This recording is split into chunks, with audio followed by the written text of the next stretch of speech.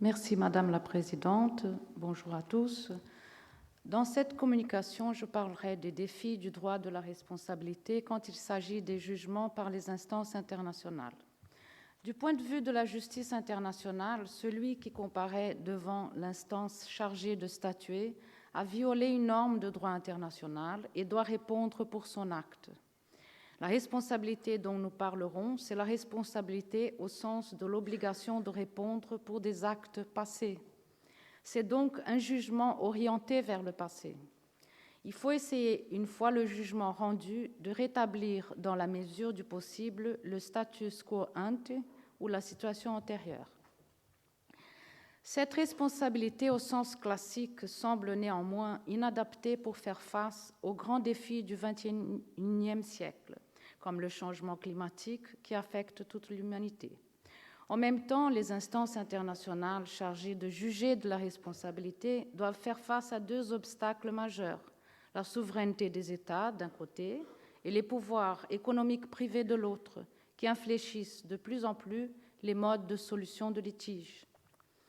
La responsabilité du point de vue du droit international est un des sujets les plus sensibles. La première et principale raison est évidente. La responsabilité ne s'accorde pas volontiers avec la souveraineté, celle-ci comprise comme le caractère d'un organe qui n'est soumis au contrôle d'aucun autre. C'est en affirmant sa souveraineté que les États refusent d'être jugés par d'autres États ou par des instances internationales. Il faut rappeler que même les règles qui portent sur la possibilité de saisine par les cours internationales sont basées sur la liberté laissée aux États de choisir de se soumettre ou non à leur juridiction.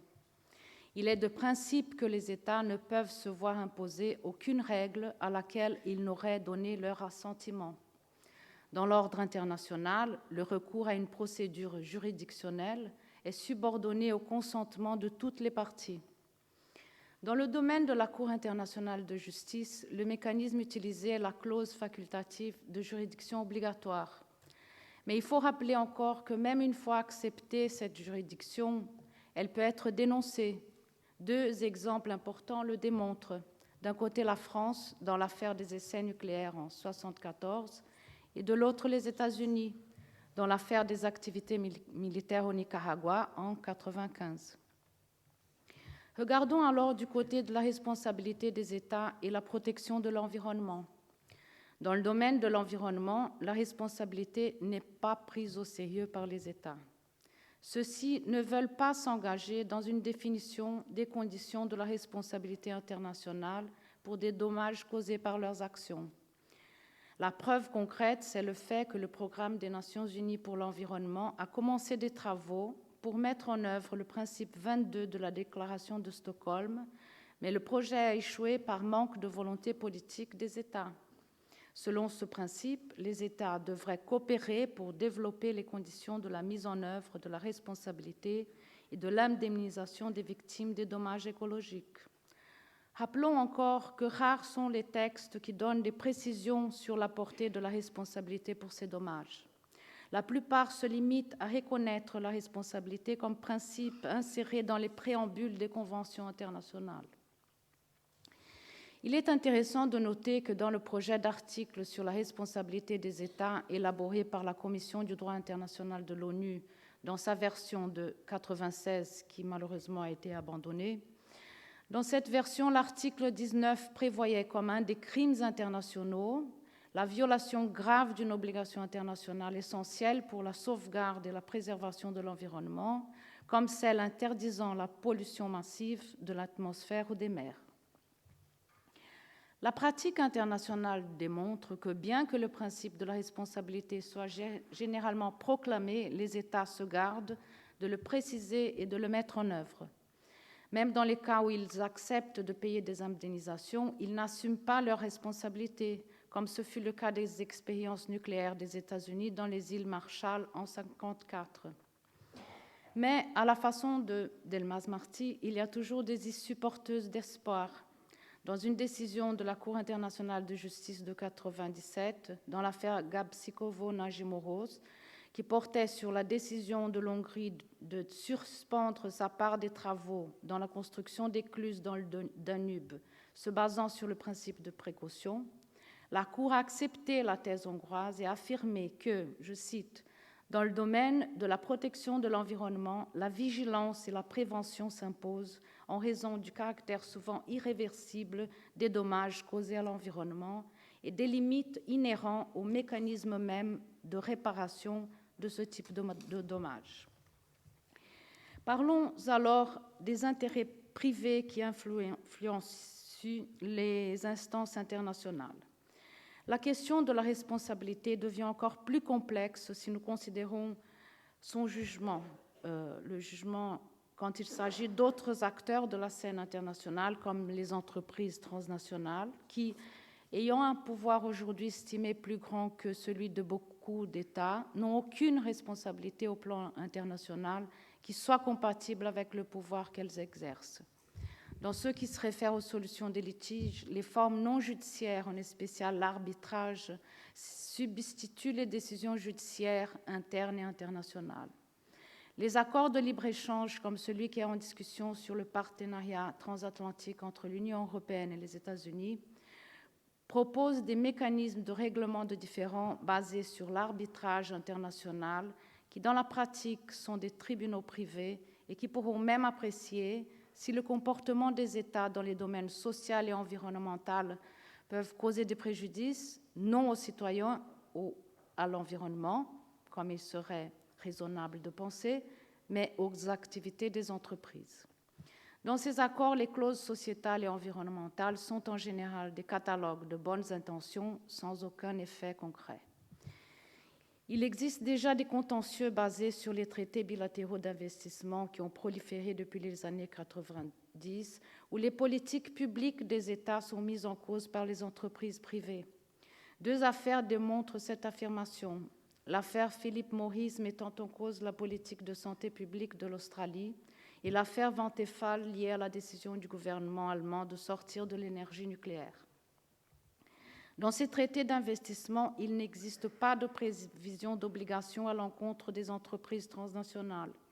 Les investisseurs ont la possibilité de débuter une procédure devant l'instance internationale de la Banque mondiale chargée des règlements de conflits d'investissement pour demander des indemnisations. Ce qui est en cause, selon le langage des accords, c'est la protection juridique et la facilitation des investissements et non l'intérêt public. Il existe une tension presque insoluble entre le droit des investisseurs et le bien commun. Les institutions chargées des arbitrages entre investisseurs et États servent surtout à assurer les intérêts des entreprises contre les politiques publiques des États. En réalité, dans ce domaine, nous sommes en présence d'un traitement privilégié pour les investisseurs et d'un vrai déclin de la souveraineté en faveur des pouvoirs privés, comme dirait Alain Soupiot. Un autre domaine où la situation est similaire est celui des litiges traités par l'organe des règlements de différends de l'OMC, l'Organisation mondiale du commerce.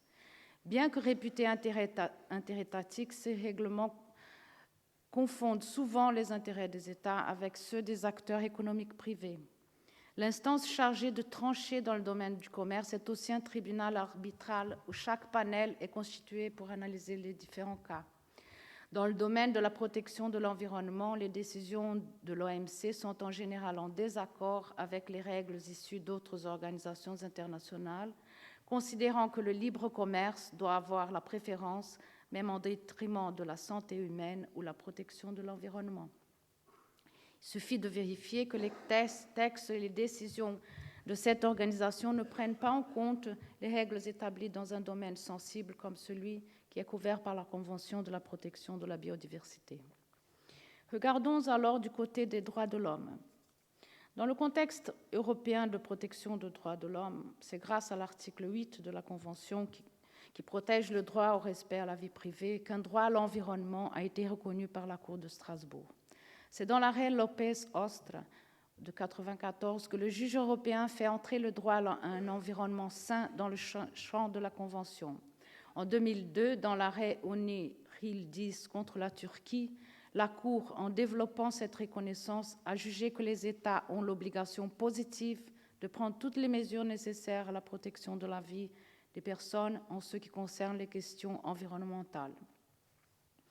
Dans le système interaméricain, les affaires qui ont trait à la protection de l'environnement portent en général sur la violation des droits des populations vulnérables comme les indigènes et les populations traditionnelles.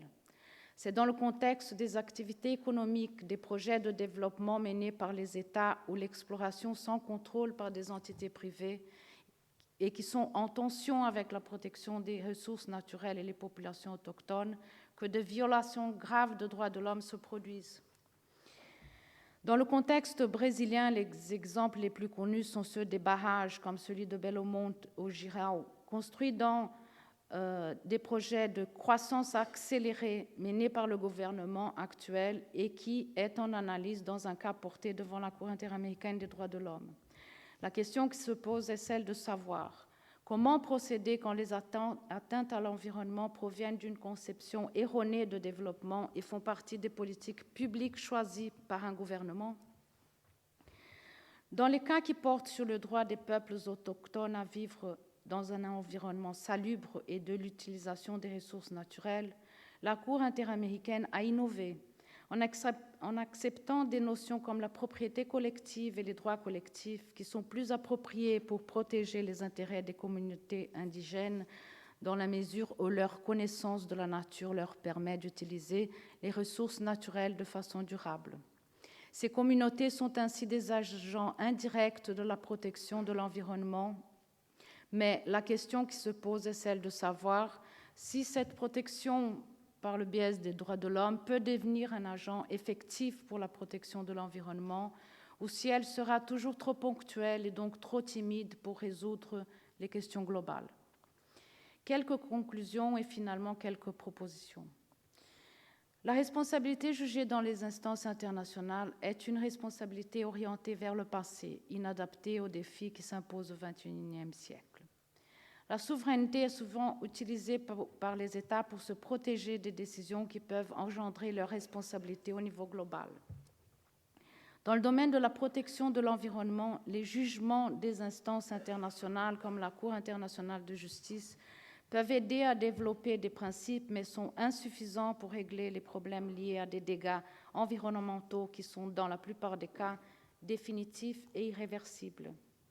Dans le domaine des investissements et du commerce, la souveraineté est en déclin. Les intérêts privés prennent le devant et les formes de solution de litige et d'attribution de responsabilités se privatisent.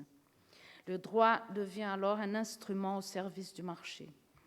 Dans le domaine des droits de l'homme, la protection des droits individuels qui concernent la collectivité, comme le droit à un environnement sain, s'est développée, mais elle a encore un long chemin à faire pour devenir apte à protéger l'environnement à un niveau global. Mes propositions. En ce qui concerne la responsabilité dans le domaine du droit, il faudrait la réorienter d'une acception répressive et tournée vers le passé vers une acception positive tournée vers le futur. Il faudrait établir un cadre juridique envisageant une responsabilité préventive ou par anticipation pour États et acteurs privés. Il faut renforcer l'idée de la responsabilité comme une charge ou mission, au sens que le titulaire a la responsabilité de donner une réponse en relation aux situations données, indépendamment de l'existence de fautes. Il faut intégrer les principes de prévention, précaution et de protection des générations futures dans la définition juridique de responsabilité dans le domaine de l'environnement. Il faut renforcer la protection de l'environnement dans le domaine des droits de l'homme. Il faut renforcer l'idée de la responsabilité partagée entre les divers acteurs, États, entreprises privées et la société civile. Il faut finalement rétablir l'importance de la promesse dans les affaires humaines, en insistant sur le principe du pacta sunt servanda ou l'inviolabilité des accords et traités. Comme nous rappelle Hannah Arendt, il existe une puissance qui est engendrée lorsque les hommes se rassemblent et agissent de concert. Cette puissance qui assure la cohésion, c'est la force de la promesse mutuelle du contrat. La promesse crée, selon Arendt, des îlots de prévisibilité dans un monde marqué par des incertitudes quant à son futur. Espérons alors que dans la prochaine réunion du climat, la promesse sorte victorieuse. Merci beaucoup.